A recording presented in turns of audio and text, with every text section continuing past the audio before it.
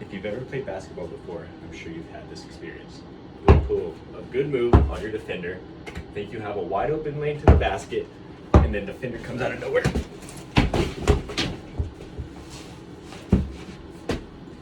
And decides to ruin your day. But guess what? You have a chance at redemption with 2 free throw shots. Hello, my name is Luke Bowman, and today we'll be analyzing the biomechanics and kinesiology behind the free throw shot. The free throw is the most simple yet most important shot in all of basketball. It's literally a free throw, which means free points. The goal of basketball is to score more points than the other team. So if you're leaving free points off the board, then you're going to be in a bad position to win the game. So I'm going to take you through the functional anatomy of what a free throw should look like. The most important part of the free throw is consistency. So it's super important to understand what the body is doing and how you can create a repeatable movement. The free throw is broken into 3 phases. The first phase is the prep phase. The next phase is the execution phase. And then the last phase is the follow through. So I'm just going to take you through what we're looking at from anatomical position and what each body part, joint, muscle is doing throughout the entire movement. So to start off from our anatomical position, you want to first step back so that your shooting hand leg is in front. Alright, so for anatomical position, we're going to start at the ground and then work our way up. So the ground is where we're going to generate all of our force from ground reaction force. We're going to use force from pushing into the ground to generate force through the body and then propel the ball up and forward into the basket. So first thing we want to do is establish a good base of support. You're going to first move your non-shooting side leg back to about half a foot. From there, you're going to then bend your knees, eccentrically load the quads, calves, and glutes to prepare for generating the force that's going to shoot the ball into the hoop. So the next step is to hinge at the hips. This hip hinge is created by the concentric contraction of the hip flexors like the rectus and the psoas major. This also eccentrically loads the glutes and the biceps femoris, getting them ready to explode in the next phase. But from here, back into anatomical position, it's also important to note that the core is stabilizing this entire movement. So the spinal erectors and the core muscles are supporting the torso, keeping it upright. Going back to anatomical position, legs flexed, hips flexed. Next step is to flex at both elbows using primarily the biceps brachii. We're then going to pronate the shooting arm completely using muscles like the pronator teres, and then flex or pronate your supporting arm to a neutral position. From here, you're going to internally rotate at the shoulder using the rotator cuff muscles. And from there, you're going to extend both wrists using the wrist extensors. This position marks the end of the prep phase. So as you can see from the anterior view, knees flexed, hips flexed, ankles dorsiflexed, both elbows flexed, and wrists extended. This is what it looks like from the lateral view. You can see ankle dorsiflexion, knee flexion, hip flexion, and then also elbow flexion. This position marks the end of the preparatory phase. We are now going to move into the execution phase. So to begin the execution phase, you must flex your shoulder to about 90 degrees using primarily the anterior fibers of the deltoid muscle. It should also be noted that the 4 muscles of the rotator cuff are helping to support this motion. Following shoulder flexion to raise the ball into the set point, we're going to go back down and look at the legs. So your calves, quads, and glutes have stored energy that in this phase are going to be used to propel the body upward into this triple position. So, the calves, the calf muscles, the gastroc, and the soleus are going to concentrically contract to perform plantar flexion. At the same time, the quads are going to extend to cause knee extension, and the glutes are going to concentrically contract to create hip extension, so that all three of those joints are extended at the same time, moving energy up the body. As energy moves up the body, it will travel up through the shoulder, and the tricep will cause extension of the elbow. As the elbow extends, the wrist will also flex while the ball rolls off the fingers, propelling the ball forward towards the basket.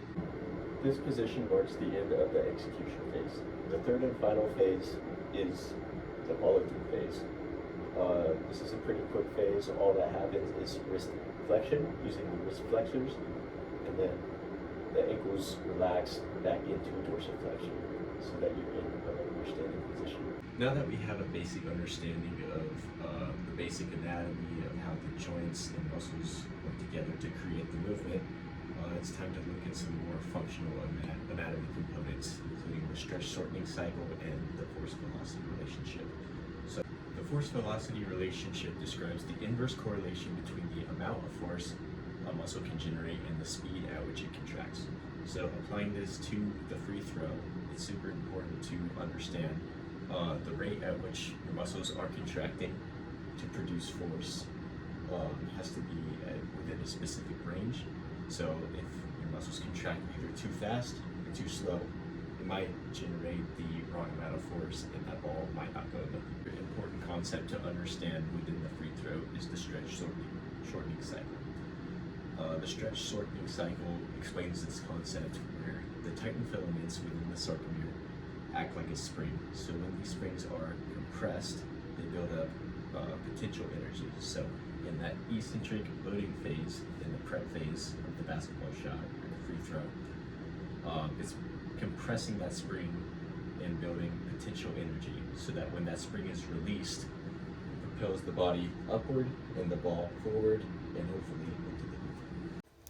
Next, we're going to look at the forces acting upon the ball using this force diagram. As you can see, the figure is in the set point at the top of his shot. The main forces acting on the ball at this point are gravity acting down upon the ball, and then the elbow is going to be used as a first-class lever that's going to propel the ball at an angle about 45 to 55 degrees. When the tricep concentrically contracts, the ball will be propelled up and forward into the basket. While looking at force application, it's important to look at some measures to see how much force is needed to put the ball into the basket.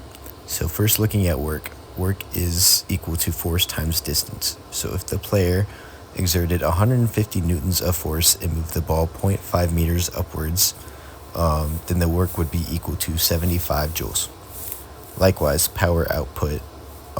Power is equal to work divided by time. So you would divide that 75 joules by, let's say, 0.8 seconds, which would be equal to 93.75 watts to put the ball perfectly into the center of the basket.